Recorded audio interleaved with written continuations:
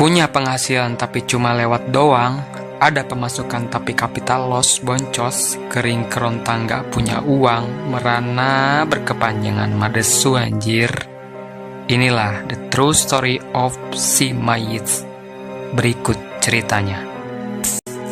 Yaps, gue mau nyeritain tentang si Mayit. Jadi di tempat kerja gue ada orang yang dijuluki sebagai si Mayit. Kenapa demikian? Nih orang terjerembab di kubangan hutang yang tak berkesudahan.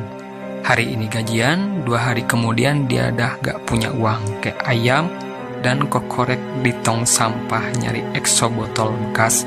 Gajinya selalu begitu saja dan ironisnya, semua itu berupa label. Padahal dia juga dibantu oleh sang istrinya yang sama-sama kerja. Yang seharusnya ini adalah fundamental finansial yang bagus karena double income. Lalu utang mereka kemana? Dan semua tak ada yang nyantol, jangankan rumah dan tabungan. Sepeda motor aja mereka tak punya. Uang jajan buat anak aja ampe tak ada. Lalu dari mana semua kesalahan mereka ini bermula? Ya, disinilah malah petaka itu bermula. Gaji berdua bukannya buat privilege menuju kesejahteraan yang nyata, tapi ternyata mereka berdua terlena. Dan itu jadi bom waktu yang membuat kesengsaraan yang nyata. Mereka terbiasa mengambur-amburkan uangnya, hidup penuh dengan gaya dan hedonis, yang sesungguhnya itu bukan kelas mereka. Mereka semua melakukannya untuk dibilang keren, dibilang wah, dibilang orang berada. Akan tetapi mereka hanya sebenarnya kelas standar-standar saja. Hingga karena ingin diaku dari pengakuan publik, mereka pun memaksakan semuanya gaya itu dengan cara berhutang. Dan hutangnya hutang yang salah dipakai buat gaya, ingin dipamerkan ke publik dan seolah seperti orang kaya. Tetapi mereka bukanlah orang kaya, hanya ingin terlihat kaya. Makanya berusaha dengan gaya hidup yang hedonis dan kaum jet set. Seharusnya cuma mampu mengangkat 1, tapi mereka berusaha mengangkat 10. Itulah perumpamaannya. Disclaimer ya, bukan gue gibahin seseorang, tapi ini suatu contoh yang bisa diambil sebagai pelajaran. Cukup dia aja yang jadi contoh, bukan kita. Dari sinilah kita bisa lihat kesalahan fatal yang dilakukan. Kemudian kita jadikan bahan evaluasi betapa bahayanya suatu bernama hutang, terutama hutang yang tercipta karena gengsi dan ketidakmampuan mengontrol diri. Pada dasarnya setiap orang berhak untuk gaya, tapi poin pentingnya ya kalau itu orang mau gaya juga harus bercermin dari kemampuan yang dimilikinya, bukan malah maksain yang fatalnya memperburuk kondisi finansialnya. Meski di luar sana ada argumen, tapi mas, utang kan ada 2, utang yang baik dan utang yang jahat, utang produktif dan utang konsumtif.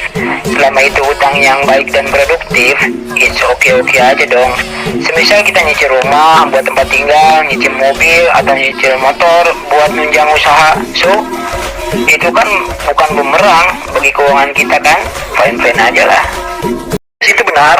Bagian di sini gue bukan memerangi makhluk beraliansi seolah teman hidup bernama utang. Dalam kasus contoh si orang ini, bukan utangnya yang gue permasalahkan, tapi mindset salah dia tentang utang lah yang gue garis bawahi. Yaitu bagaimana dia mengelola keinginan yang gak terkontrol hingga utang dijadikannya teman, yang justru itu menjadi bom waktu baginya. Sah-sah aja sih kalau kita punya utang demi dapetin sebuah privilege.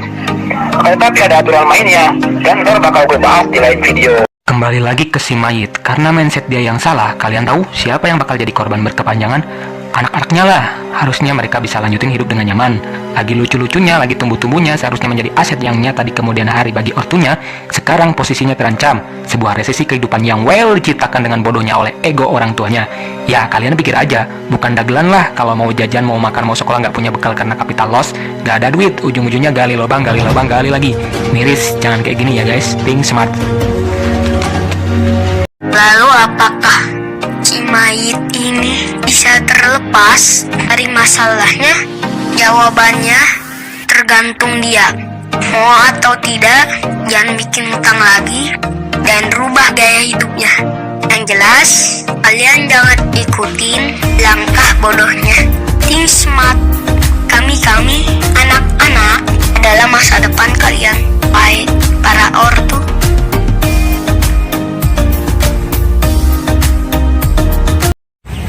Punya penghasilan tapi cuman lewat doang, ada pemasukan tapi kapital loss, boncos, kering kerontang, gak punya uang, merana berkepanjangan madesu anjir.